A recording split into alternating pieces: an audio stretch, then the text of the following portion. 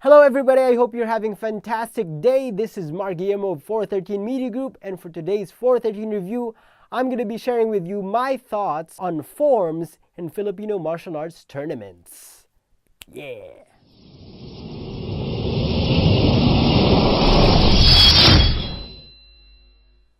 Now, if you guys have been watching all of these 413 reviews all the way through, first of all, thank you very much. Second of all, you're probably tired of hearing from me about the Global Second Blade Alliance Western Regionals coming up in July.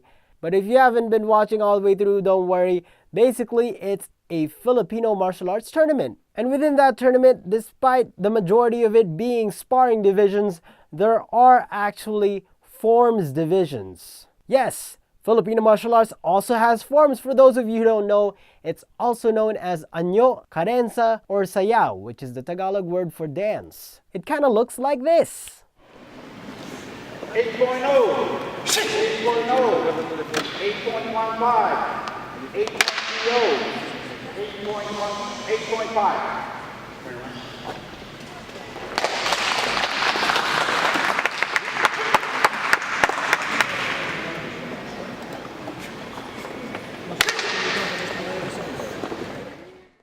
That was a clip from the 2018 GSBA World Championships in Portugal, and that was my teammate Raymond in the traditional forms divisions. Let me give you a little bit of information about the forms divisions in GSBA tournaments. First of all, there are three main divisions: the traditional, open, and the team forms divisions. In traditional, essentially no music is allowed, and you can only kick below the waist. In open forms, almost anything is allowed. You can have music or no music, kick above the waist, do flips, whatever. In team forms, it's kind of like open forms, but you need to have 3 or more people in your team. As you saw in the clip, there is a panel of judges, usually 5 people. The lowest and the highest scores are dropped, and the 3 middle scores are tallied up and averaged, and the individual or the team with the highest score gets the gold medal. Now, how is it judged? It's a scale of 1 to 10. It's a variety of things. It's the speed, the power, the technique, but it's really up to the judge, whatever they might think. Moving on to what I really want to talk about, which is the importance of forms in tournaments for Filipino martial arts. You see, I've heard of some people mentioning that the forms division isn't really necessary in FMA tournaments. After all, there aren't a lot of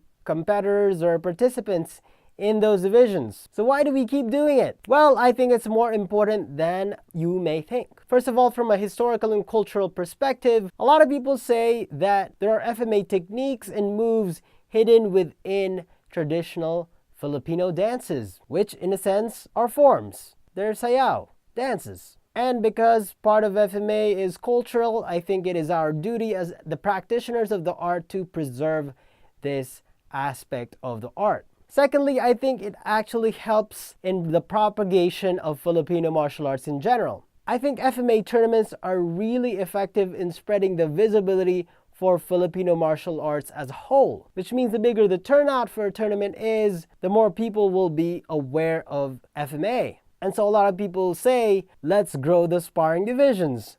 Well, why not grow the forms divisions? Why? Because it's an untapped side of the game. I mean, if you think about it, a lot of parents wouldn't really want to see their little kids getting hurt in a sparring, especially with weapons-based tournaments. So you make them do forms. It's cute and it also trains them, and it's gonna look good for you as a parent as well. That's my kid right there doing that little twirly thing with the stick. Yeah. Lastly, kind of tied to that, I think that the forms division actually creates a better image for FMA tournaments in general. I mean, if a passerby saw the tournament and saw a bunch of people in armor bashing each other with sticks, they would probably think, cool, but man, that's pretty violent.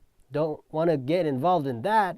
Or they would think, hey little kiddo, I know it looks cool, but nah, you ain't doing that. But if they saw the forms divisions, they'd be like, oh, hey little kiddo, I'm gonna enroll you in a school that teaches that. Yeah. So something that I worry about with having bigger forms divisions in FMA tournaments though is that it can lead to schools that just focus on that, which kind of waters down the art as a whole.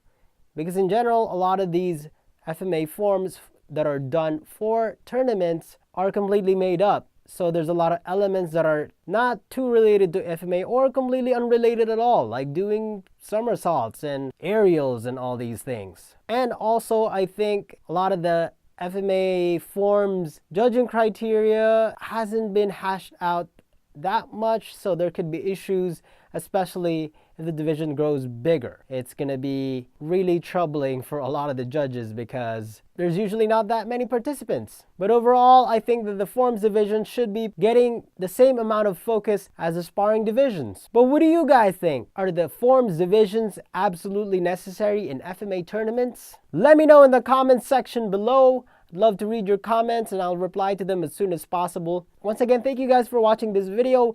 Please like, share, and subscribe, and click that notification bell below so that you don't miss any of our future videos. Alrighty guys, see you guys on the next one.